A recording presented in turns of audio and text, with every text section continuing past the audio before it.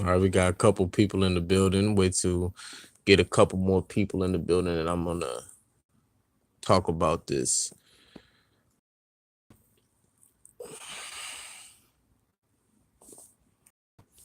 What's up, Victor? Victor, you say Westbrook or LeBron?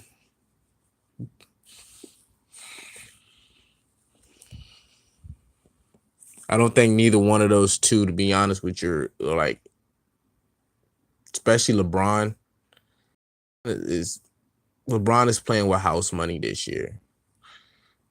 Um, we all know the Lakers are not a championship team just yet. They're a playoff team.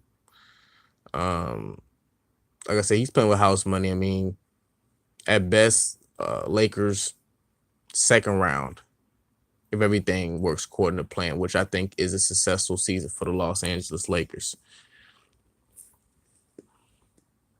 because they won 35 games. LeBron James, we can all say he's at least going to give you 10 plus wins easy. I mean, look at his track record with leaving Cleveland the first time and then coming back, the win total. And you look at him when he went to Miami the first time, their wins got a lot better for the Miami Heat. So we know LeBron's impact, and we know the Lakers are going to be a very interesting team this year.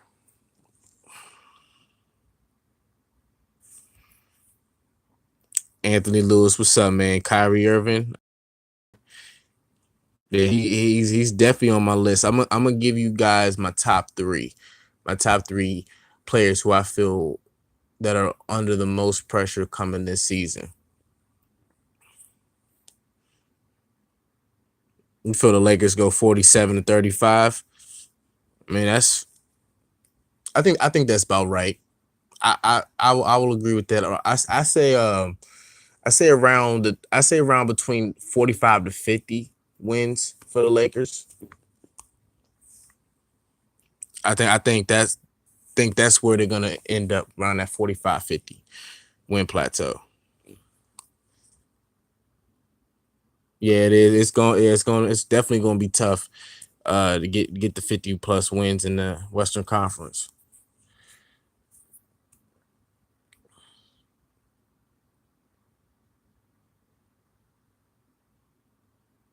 Yeah, man, absolutely. Yep. Congrats, man. 1 year.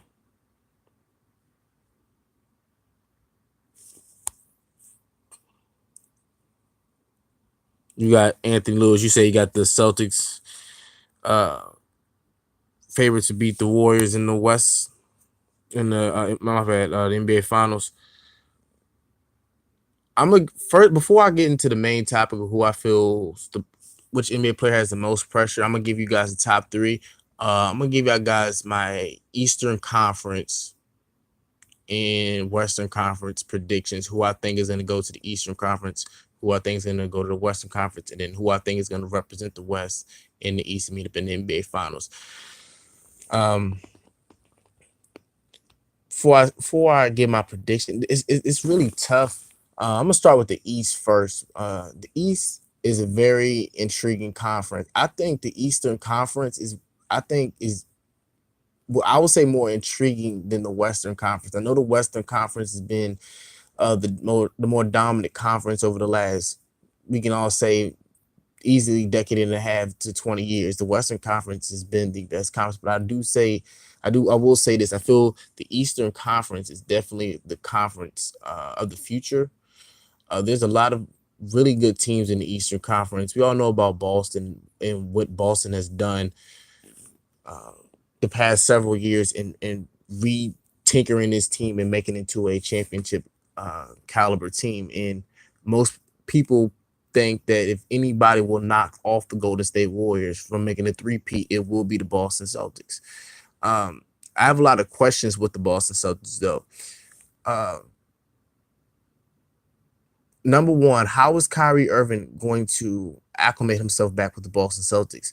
Uh, I know a lot of people are just automatically throwing the Boston Celtics out there as okay, this lock team that's gonna make it out the East. I don't see that. I do not see it. It's a lot of question marks. And you got to remember, if you go back to the end, go back to the middle of last season when Kyrie got hurt and they made that adjust period and go on to the playoffs and made that deep playoff run. They played totally different with Kyrie. They was more offensively, they was more ISO ballish. You gotta go back. I mean, they pretty much had that same kind of feel when Isaiah Thomas was there, and when Isaiah Thomas had that MVP caliber season before they got hurt.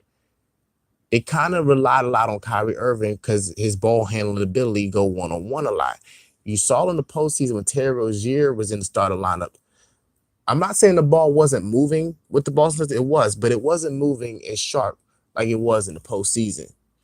How was Gordon Hayward going to come back from his injury? Okay. How was Jason Tatum? Because Jason Tatum played outstanding in the postseason. Overall in the regular season, but he really flourished in the postseason. How is the effect of Gordon Hayward coming back? How is that going to affect Jason Tatum? Is he going to get the number of shots that he did in that playoff run? Because Jason Tatum, at times, especially last year in the postseason, he looked like the best rookie in the league. A lot of people are not taking that in consideration. Like, yes, the Boston, I will say out of all the teams in Eastern Conference, Boston, Jaylen Brown, another one, they have the most talent in the Eastern Conference. If I have to rank all the teams like roster to roster, Boston Celtics have the best roster in the Eastern Conference. Yes, they do. But it's the question mark is how are all these guys going to gel back together? Because a lot of these guys are coming off injuries, and a lot of the guys that was making huge contributions to that team, how is their game going to be affected, if it's going to be affected at all, by a couple of guys returning back from injury? I think Toronto Raptors is a very interesting team by adding Finals MVP, and when he's healthy, arguably top 10, top 5 best players in the league, Kawhi Leonard. You add him with a team that won 59 games last season, franchise record, and then you don't have to worry about LeBron James standing in your way, because that's the Toronto Raptors kryptonite. That's their kryptonite is LeBron. Whatever team LeBron James, if Cavs, doesn't matter. They can't get past that guy. So he's out the picture. So it's very interesting. Can Toronto take that next step? Now it's all type of question is how is Kawhi going to play? Is he a system guy? I'm not worried about Kawhi Leonard. I'm not. I think Kawhi Leonard is going to have a very good season, and he's going to be in the MVP conversation. I think Kawhi Leonard is going to have that type of season and show everybody that he's one of the top players in the league again. I do. I think that's a big pickup. Washington. That's the team. That's my team. They're a very interesting team too in this mix. Their offseason additions, I like their offseason additions. One I like, but I don't know how he's gonna fit in the locker room. Dwight Howard. Dwight Howard is an upgrade for Marcin Gortat. He's an upgrade. Everybody knows that. If Dwight Howard played like he did in Charlotte last season, the Washington Wizards are going to be a top 4 team in the Eastern Conference, and they might be possibly could challenge maybe to go to the NBA Finals. I think they're easily one of the top 4 teams in the league by adding. I mean, you add Howard, you're going to return John Wall, assuming John Wall's going to stay healthy. You added Austin Rivers coming off the bench. I think that's a solid pickup. Jeff Green coming off the bench. That's going to give you versatility. And then, like I said, you still got Porter. You got Kelly Oubre, who's making strides. I really like the way the Washington Wizards have built their roster. I still have questions about their locker room chemistry, but I do think Washington Wizards are definitely a team that could surprise a lot of people. Philadelphia, they're going to be in the mix too. But who I think is going to represent the East? Whew, this is tough. I'm a say.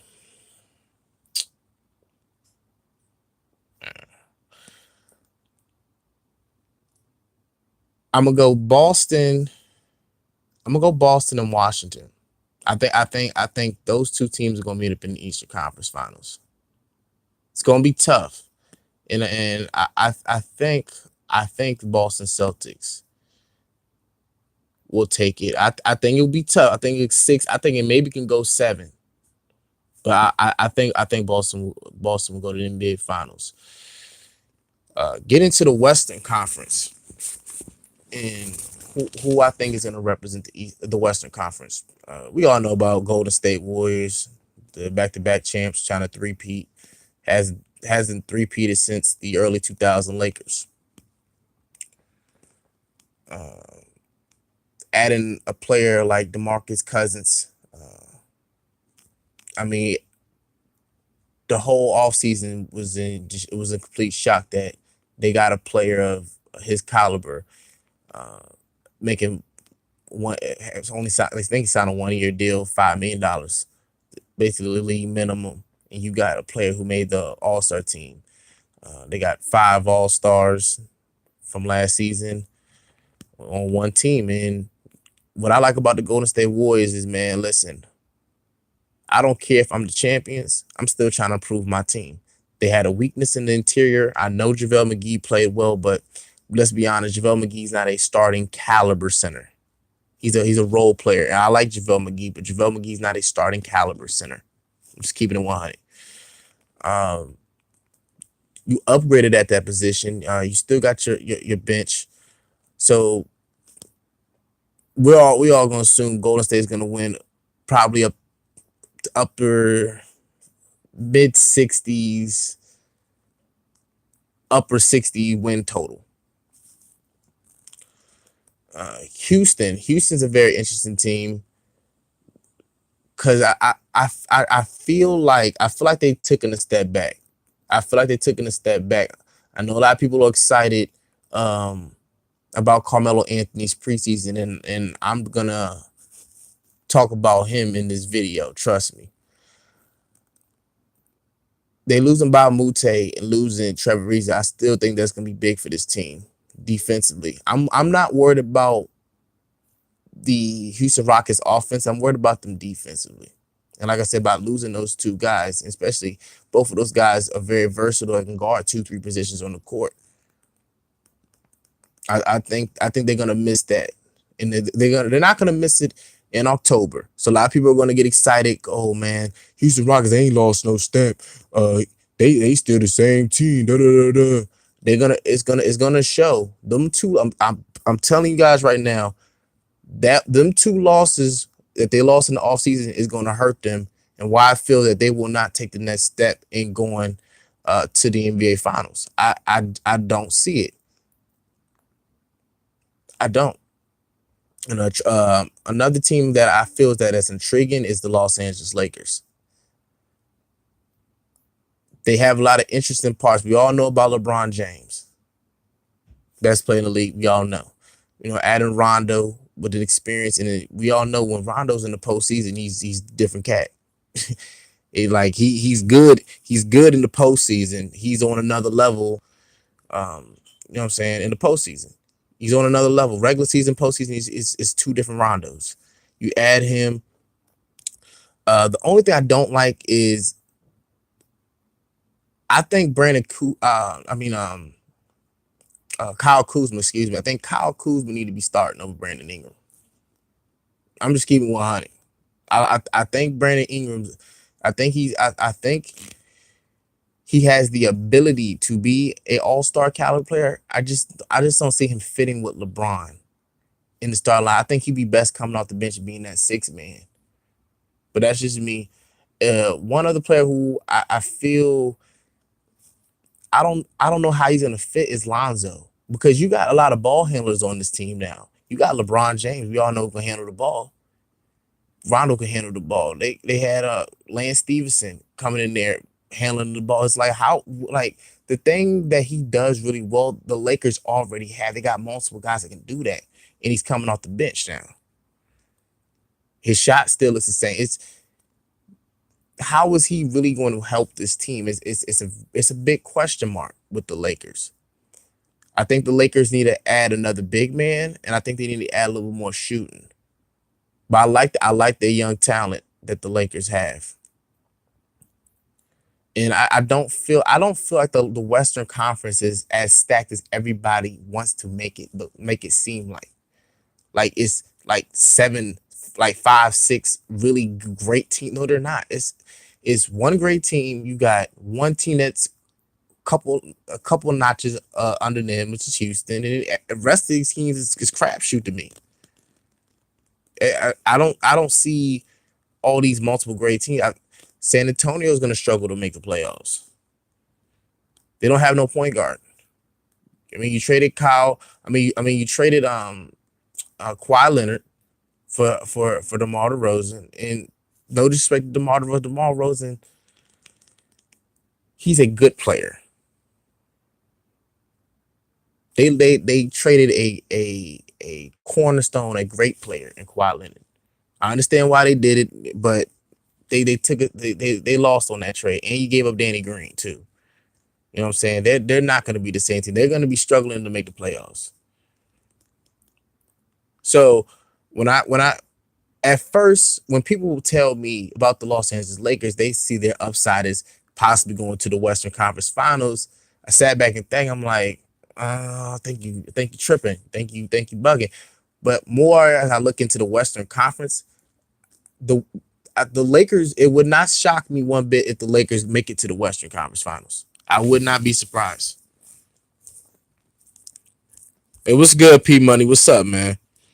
What's good, brother? I'm gonna go ahead and read some of these comments real quick. Anthony Lewis says now the Warriors are going to win, but the Celtics are the favorites to win the East.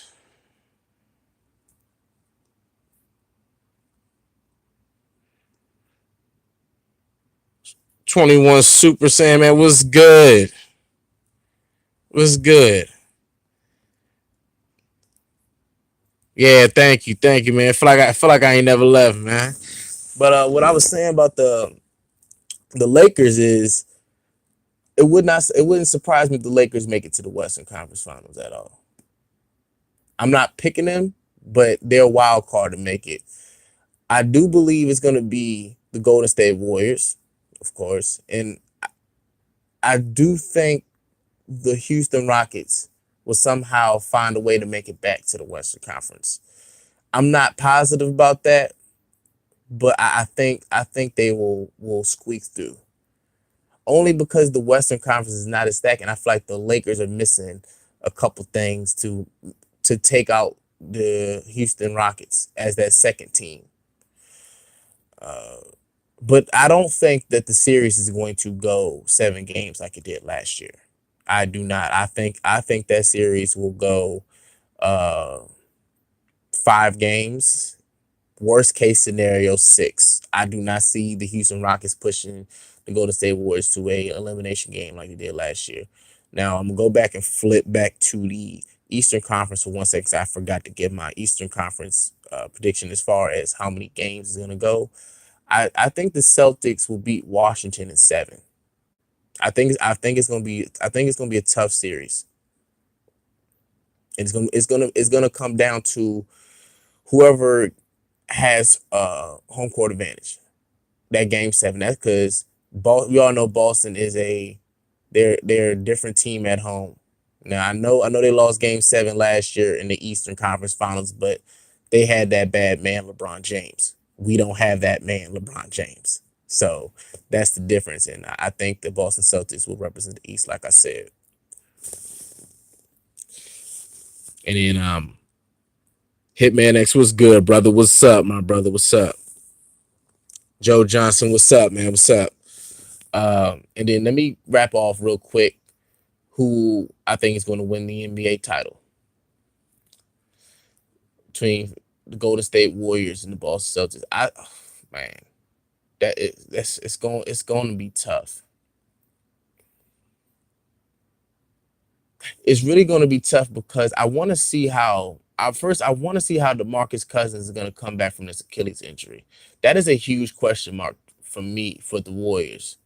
Because if DeMarcus Cousins is, let's say he's about 60% of what he was from last year, it's gonna be a problem because you let go of JaVale McGee. Like I said before, JaVale McGee is not a starting caliber center, but he's still a serviceable big man, and he played a big role in their two championships.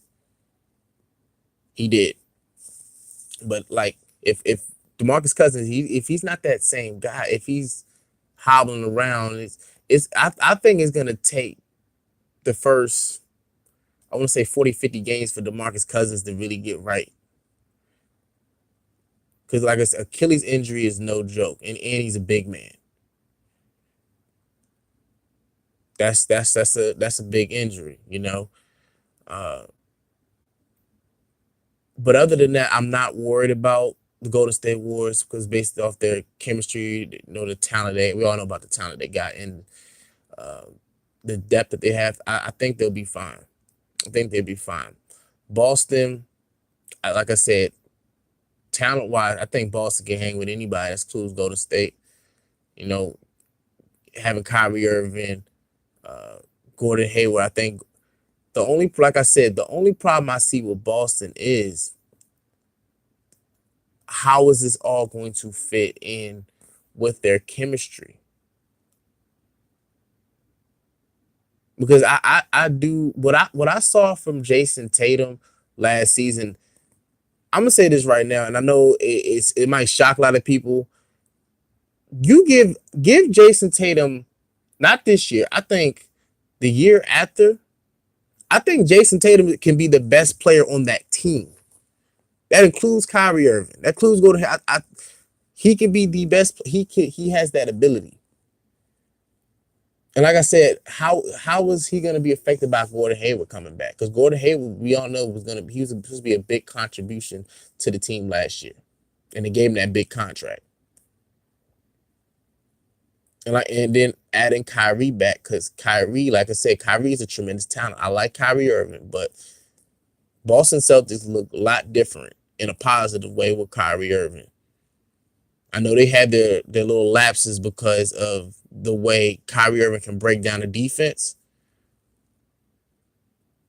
but they looked a lot better in spots without Kyrie Irving. Like I said, how is he going to come back, and how's his chemistry going to work? And will these young guys? They still got a young team. How will that stage in the NBA Finals, being there for the first time, how is that going to affect them? And I think that whoever has home court in that particular, you know, the finals is going. I think that's going to determine who wins the title. I think it's going to be a 6, possibly a 7-game series between Boston and the Golden State Warriors.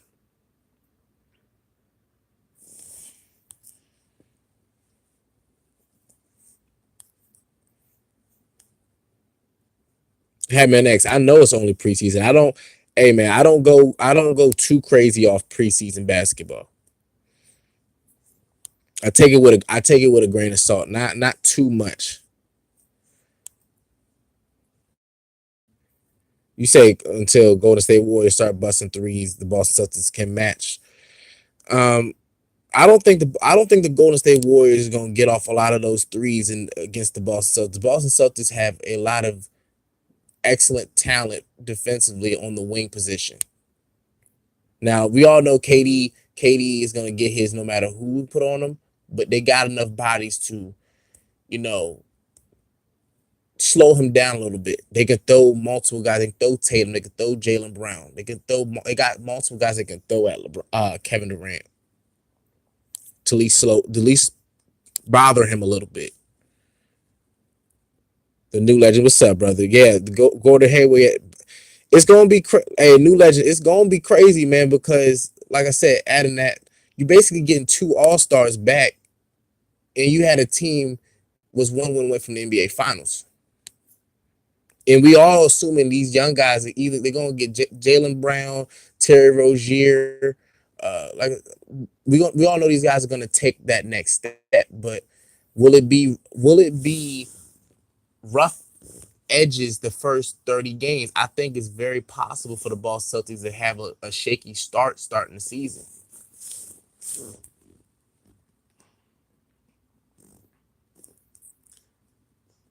Six keys, what's up? If James comes up lame in the playoffs again, he gotta go.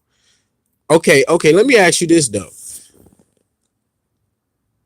What is your expectations for the Los Angeles Lakers? What do you mean by when you say if he comes up lame? Like, are you telling me that the Lakers are going to the finals? I don't think anybody in this chat room is going to. I don't believe they. Does anybody think they're going to the finals? I don't think they're going to the finals. And it's debatable. Will they get to the Western Conference Finals? Like I said, at best they're going to be their second round team at best.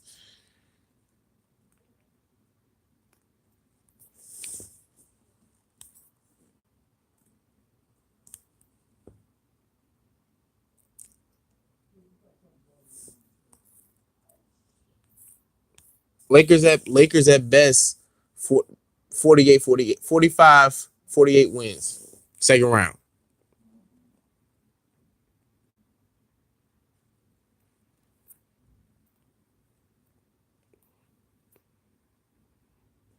Now, getting to the main topic. I'm gonna give you guys three players that I have that I feel had the most to prove this season. Now I saw this saw a little brief topic on this on the I didn't watch it live, but I saw a little quick take on it on First Take. And I wanted to do this video talking about this. I looked at the lists and stuff like that, and some of them I agree with, some I disagree with. But I'm gonna give you guys my top three guys who I feel have the most. I'm gonna start out with one, Carmelo Anthony. Carmelo Anthony to me is the number one guy that's under the most pressure to perform. Now, a lot of people were saying that Carmelo Anthony has taken a step back. He's not the same player. Some people feel that he still is the same player that he was when he's with the Knicks and the Nuggets. We're gonna see.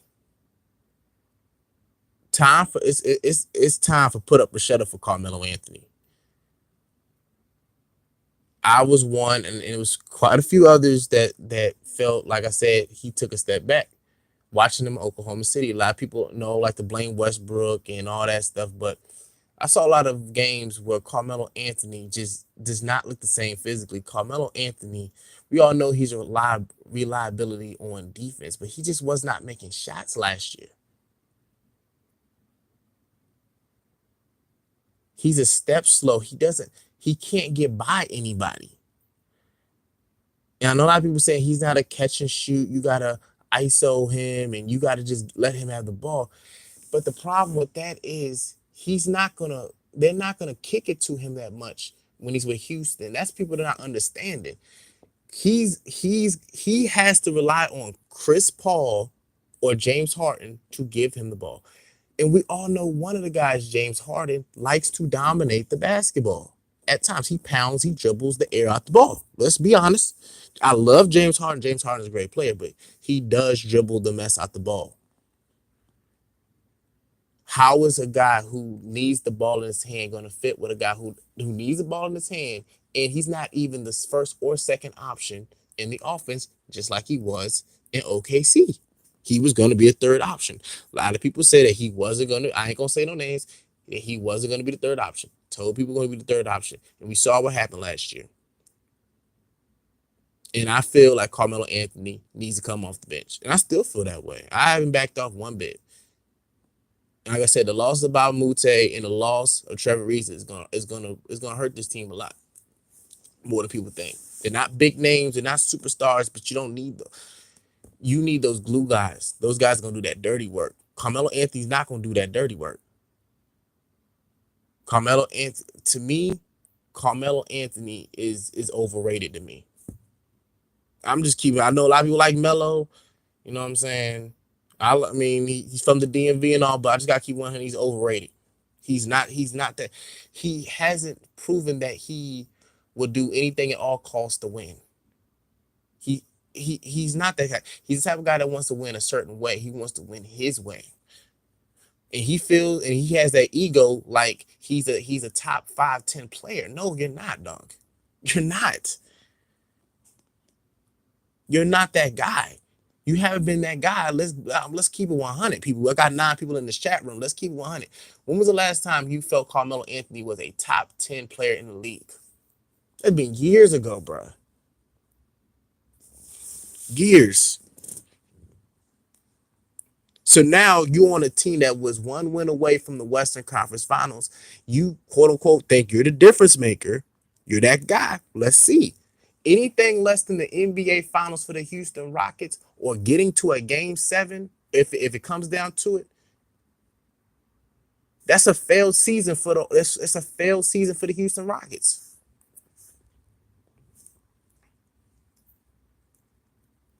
P Money, you think the Rockets are going to be the number 1 seed again? Hey, listen, and if they are, and if Chris Paul if everybody stays healthy on this team, assuming everybody stays healthy, that's even more pressure on Carmelo Anthony. Carmelo Anthony has to play at he has to play at an all-star caliber level. I'm not saying he has to make the all-star team because we know all-star team is based off popularity contest. But I'm saying he has to play at that all-star caliber level or close to it for them to even compete with the Golden State Warriors. Do y'all think that he can play at that level? I mean, Carmelo Anthony has to, at least for me, he's going to have to get at least 17, 18, around that range. He's gonna have to get at least over 5 boards for me, and just a couple assists. He's gonna put up those numbers, something similar to that or better, for the Houston Rockets to compete with the Golden State Warriors. Tia Brown, I like Melo, but he has never been a superstar. The media has. Thank you. He's never shot better than 50%, and he's terrible on defense. That's how I feel. He's never been the type of guy that you have to say, listen, I'm gonna give you the keys to the franchise. You gotta be that guy to drive that car. He's not that guy. He's a guy that can sit by the driver. You feel me? But he's not that guy that needs to drive the car for you to win a championship. And I'm seriously doubting at this stage of his career, can he be that third? Because he's gonna have to be that third guy on that team. Can he be the third best player on this team and they win a title? If because a lot of people feel like he hasn't lost a step, and if you feel that way, then you got to tell me he can be the third best player and they can compete with the Golden State Warriors. I don't think so.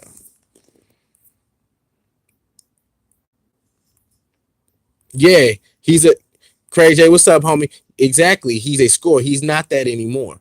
So that's his best attribute in his scoring ability, in the way he can score the basketball in a multitude of ways. Because when Carmelo Anthony with the Denver Nuggets and partially with the New York Knicks, he can score in multiple ways. You can throw it down on the block.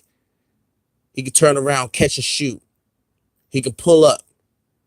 He can get by defense. He can't do those multi-phase facets of scoring the basketball like he used to on a consistent basis. He can't do that anymore. And he doesn't do anything else very good or even above average. Hey, you say nobody, Craig J. You say nobody's competing with the Warriors. You talking about the Western Conference or the league itself, the whole league?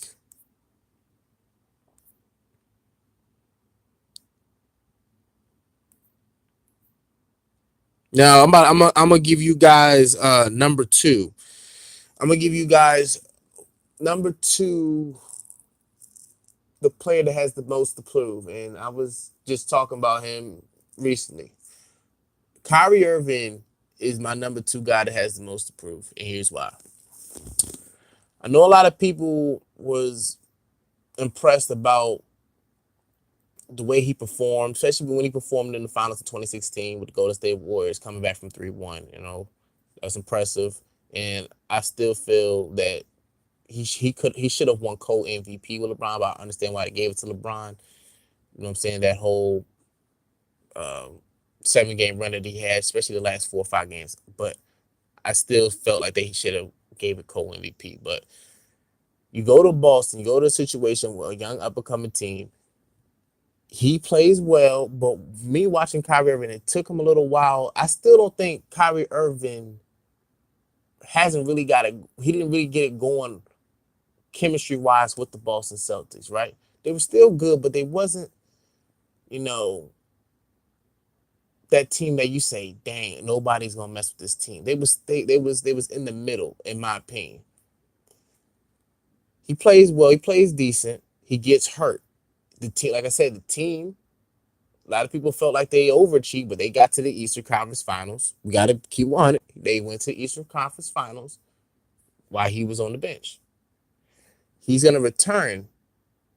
And then you return another all-star player that didn't play with you in Gordon Hayward. And then now you got the mergers of Jason Tatum, Jaylen Brown, and the rest of these guys. How is he going to fit back in with this team? He's supposed to be the best player on this team. Now, we've seen him try to be the best player on this team with the Cleveland Cavaliers. I understand the Cleveland Cavaliers, they didn't have much. But they didn't sniff the playoffs. Just being honest with you, when Kyrie Irving was the best player on the team in the Eastern Conference with the Cleveland Cavaliers, they didn't come close to no playoffs. Now he has better talent, so that's why I feel he has more pressure. You say you want to be the man. You say you wanna ride the car. All right, let's see. Let's see if you can be that main guy on a championship team.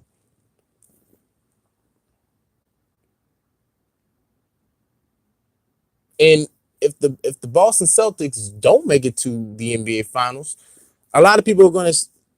I will feel the same way. I think it's a failed season for the Boston Celtics. If the Boston Celtics do not make it to at least the NBA Finals, I think it's a failed season for them. Because you can't tell me, okay, you made it to Game 7 of the NBA Finals last season. You add 2 other All Stars and you don't take that next step. That's regression. That's regression. You you got to get to that next hump. And he has the pieces, and he has the horses, and he has the coaching. Brad Stevens, I feel he's easily top 2 coaches in the league. I know he don't have a ring to validate that, but he's easily one of the top 2, 3 best coaches in the league. So Kyrie Irving, he's my number 2 guy that has the most pressure to perform, and not just perform individually, but team wise. He's my number 2 guy. And number three.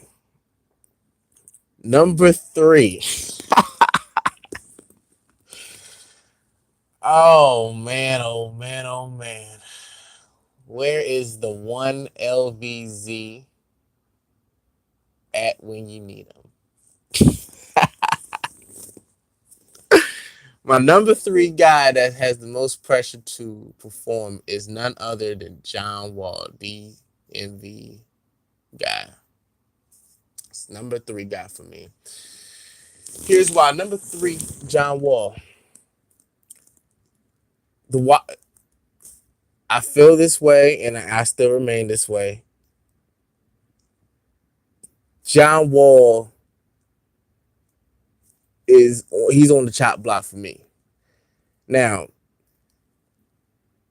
whether people like it or not, and whether people agree with it or not, the Washington Wizards in stretches, in long stretches, in games during last season, they looked better without John Wall. They did. And like I said, long stretches. Now they did tail off, and it was showing the signs that they needed John Wall.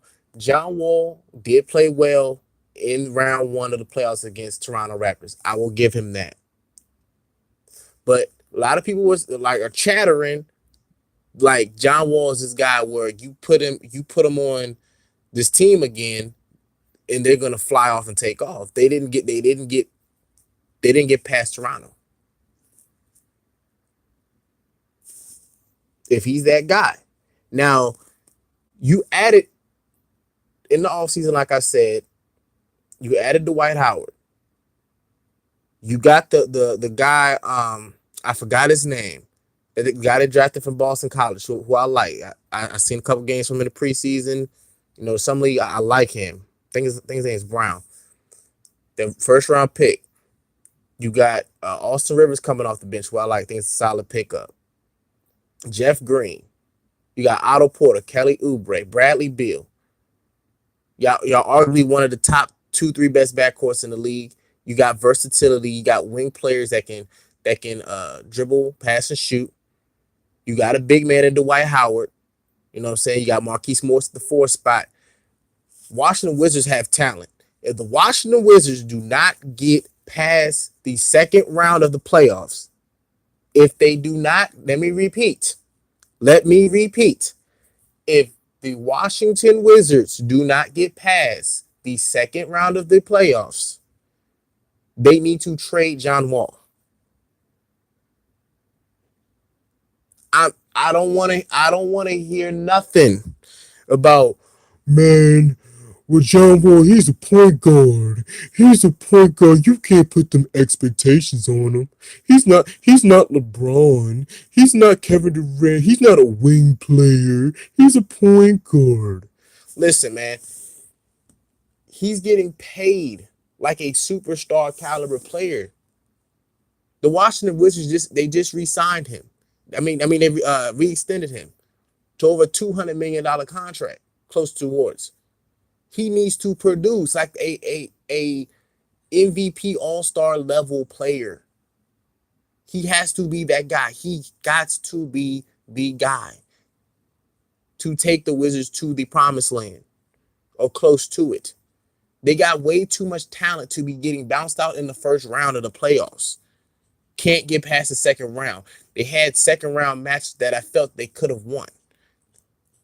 I think they should have beat Atlanta a couple years ago. They was the more talented team. I know they had the best record, but I think top to bottom, they were the better team.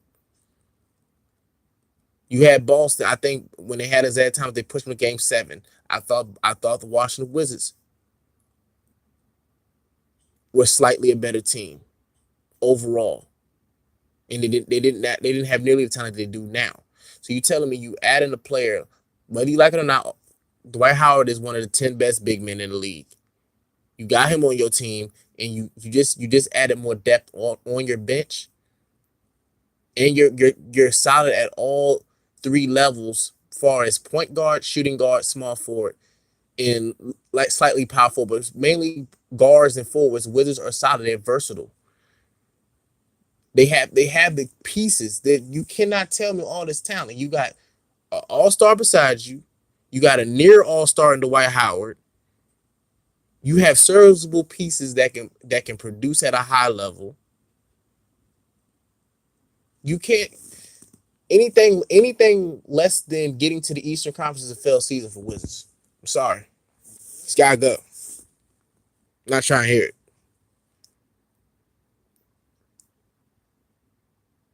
Yes, Super Saiyan. Yes, John Wall. He has to come and play. No, he's been there long enough, and a lot of those players have been there long enough. Where if they don't, and it's not just John Wall that needs to be on that trade block. It's no everybody's. There's no player that's not touchable. But John Wall, Bradley Beal, one of them are gonna have to go for me. I have to make a decision. It's no way you telling me that a team with that talent they can't get past second round. And they haven't done it. And the thing is that the Eastern Conference is getting better. That's the thing. You couldn't get past the second round when the East wasn't as strong. So you got the emergence of maybe a potential powerhouse in Boston. You got Toronto Raptors, who's a dangerous team that beat you in the playoffs. They added Kawhi Leonard. They added, like I said, a top 10 to 5 player in the league. When he's healthy, they got him. So, like I said, they're going to be in the mix. So, and then you can't count on Philly. They're gonna be in this mix too. I like what Philly did because Philly got Tyson. They got Chandler. You know what I'm saying? Joel Embiid. We all know about him. I think Fultz is gonna take a big step. I know a lot of people are not high on Fultz. I'm not that either. You know what I'm saying? I'm worried about his jump shot, but I've seen enough of him where I think he has the ability to maybe be an all-star guard. He has the talent. So if they're not in another team, I like Miami. Miami's an intriguing team too. You gotta watch out for them. So there's some teams, and then also I forgot about Milwaukee. With the Greek Freak. So there's some teams out there. So if the Wizards don't get past the second round, they're never going to get past that point. The time is ticking on this team.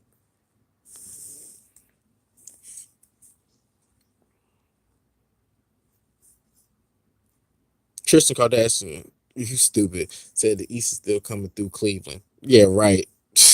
What the hell he's smoking? Let me have some of that. They ain't going. They're not even come close to defending the Eastern Conference crown. He's lost his mind.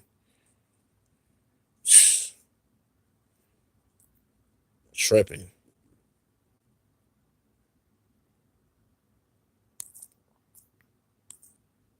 But yeah, I'm about to wrap this up, man. I appreciate everybody, coming to my live stream, man. Appreciate it. I had to get this video. I know I said I'll be back in November fully, and I still am. I just had to do this video because I wanted to get my thoughts on, the NBA, who I think is going to go to the championship and all that stuff. Uh, One last thing before I tip on out, I want to touch up on is the MVP. I want to give you guys my top 3 MVP candidates and who I think is going to win MVP. LeBron James, he's in the top 3 for me. I got Kawhi Leonard in the MVP talk. And my number 3 guy,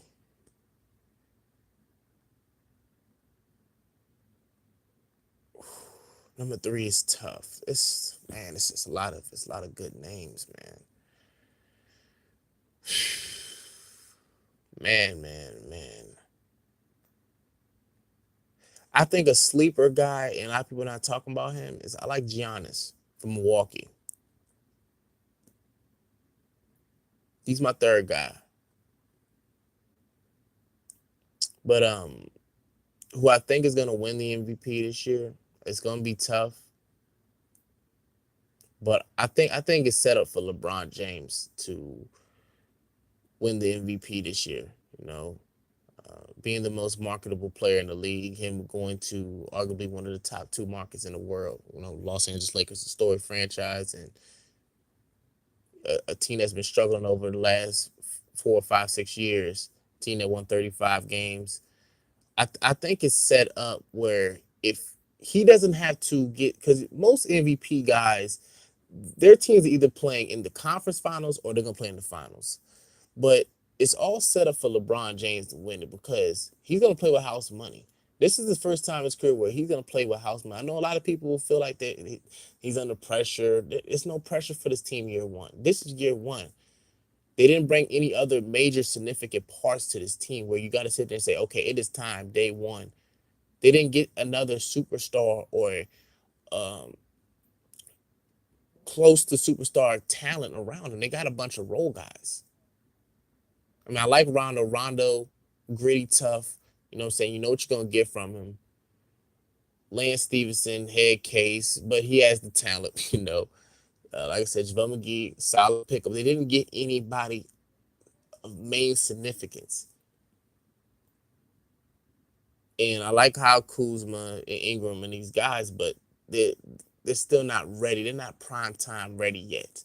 So if LeBron James can get this team to, let's say, a top 4 seed to 5, and they're in between 47 to 52 win team, I think LeBron James is gonna have. I think he's gonna win the MVP, and he's gonna have his typical 27 points, 7, 8, 9 boards, the 7, close to 8 assists. I think he's gonna have that type of season because they're gonna put the ball in his hands a lot, and it's gonna be times where he's gonna be frustrated because he doesn't have that shooting. He hasn't experienced that feeling of not having a shooting in a very long time. But I think with his experience, his basketball IQ, and the way he makes guys better around him, I know a lot of people like to say he doesn't, which is crazy. If he can get him between that 47 to 52 win plateau, I think he's gonna win as an MVP. That's my guy, LeBron James. Man, you gotta tell me who y'all think is gonna win the MVP of the league, man. Anyway, I appreciate everybody for joining my live stream, man. Shout out to the LDBC, not just the Lions Den box community, but also the Lions Den basketball community, man. Shout out to everybody. Thank y'all for tuning in. Black Reality TV. Peace.